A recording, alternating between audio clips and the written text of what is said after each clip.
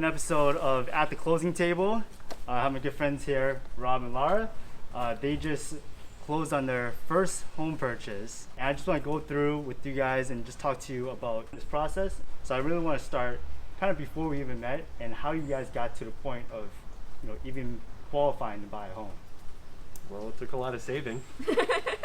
Pretty much. We used a financial program where you can sort of track money in terms of budgeting out to specific purposes, and like tracking saving and spending, called YNAB, to manage to save up enough money for a down payment. To get the pre-approval, we already had a good relationship with our credit union, so we went to them and said, like, well, the places we're looking at, we expect we would need about this much of a loan, and said, like, okay, would you be willing to do that? No, actually a lot more money than we ended up using. Needing, yep. And then we went out and tried to, see what was out there. You end up at 96 Albion. Yeah. Is that the deal? So that was your first offer that we put in together. Yep. Yeah. That was listed at 672 or 678. I think we went up to around like 700. Do you know what it sold for? No. I have no idea. Actually sold for 747. Right. Which So was way more than we wanted to pay exactly. for it.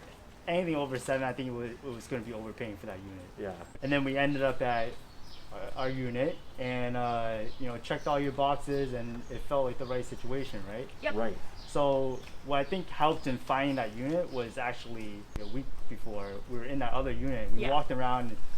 What you guys did really well was articulate what you guys are looking for, and that really helped me out in narrowing down the units that I was sending you guys, so I wasn't really wasting your time. So great job on that. I have a lot of people that say I don't like it, but they don't tell me why. What ended up happening was we found that on, I believe it was like a Tuesday night, and then we messaged back and forth. I think you messaged me probably around like 11 p.m., right? Yeah, something like that.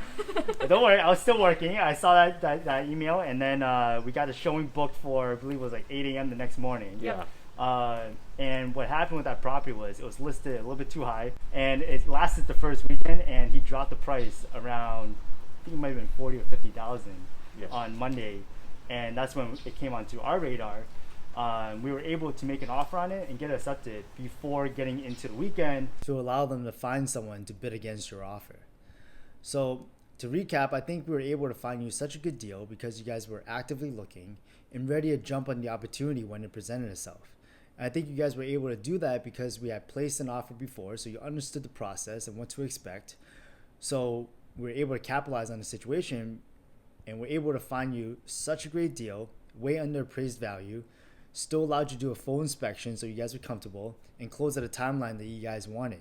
So overall, a huge success, and I'm so happy you guys trusted me and allowed me this opportunity. So congratulations, guys. Here's your keys.